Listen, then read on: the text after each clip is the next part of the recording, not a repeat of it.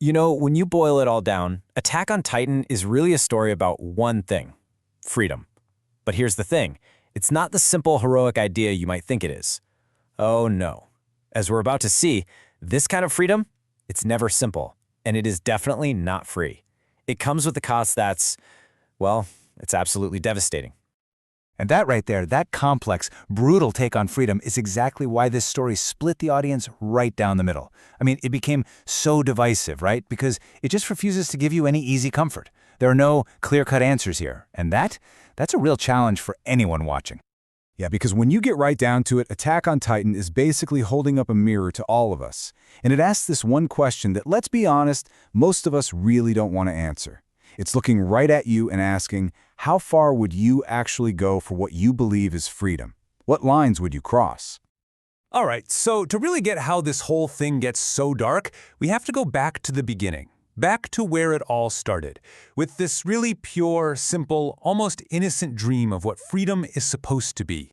At first, freedom is super simple, right? It's just a physical thing. It's about wanting to leave the walls.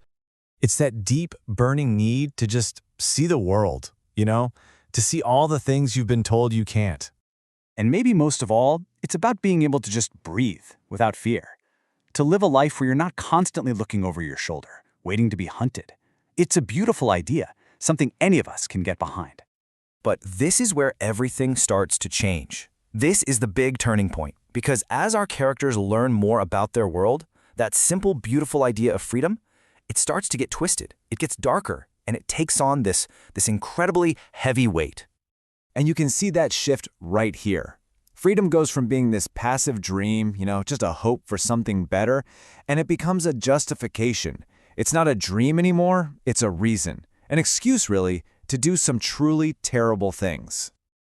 Okay, so this is where the story really dives into the deep end. We're forced to watch how this noble idea, this quest for freedom, becomes the very banner used to justify absolute atrocities. Suddenly, I want to be free gets twisted into, I have the right to destroy anyone in my way. It becomes a reason to dominate anyone you see as a threat, and then it becomes a reason to literally erase other people, to wipe them off the map, all because you're trying to secure your own freedom. And this right here, this is probably the most terrifying part of the whole thing. This isn't good versus evil, not even close. This is a war where every single side is completely 100% convinced that they are the good guys. They all believe they are fighting for what's right. They all believe they're fighting for freedom. So when everyone thinks they're right, what does that lead to? Well, it leads to one of the story's biggest truths. In a world this messy, the whole idea of a hero just falls apart. Yeah, let's just be super clear about this. There are no pure heroes in Attack on Titan. The story absolutely refuses to give you anyone with clean hands. Every single major character is stained by the brutal choices they've had to make.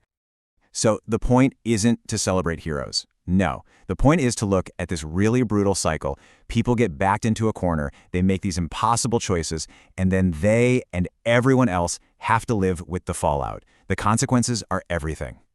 And because of that, the story never holds your hand. It's not going to point to a character and say, here's your hero, root for them. It just doesn't do that. Instead, it shows you everyone's side, everyone's justification. And then it just leaves the judgment call completely up to you. And that's when it stops being just a story you watch, right? It becomes something that actually challenges you. It makes you ask yourself some really uncomfortable questions. Okay, where is my line? What would I be okay with? Who would I become in this situation? So, when you think about all the controversy, all the arguments online, the intense debates people had about the ending, you gotta understand, none of that was by accident. That was the whole point. The reason it divided everyone is because it held up a mirror to the ugly, complicated truth of our own world. A world where, let's face it, there are hardly ever easy answers, simple bad guys, or clean, happy victories.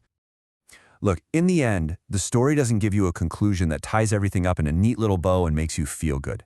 What it offers is something way, way rare. It offers an honest one. And it kind of leaves you with this unsettling thought that maybe, just maybe, the most powerful stories aren't the ones that give us all the answers, but the ones that leave us wrestling with the right questions.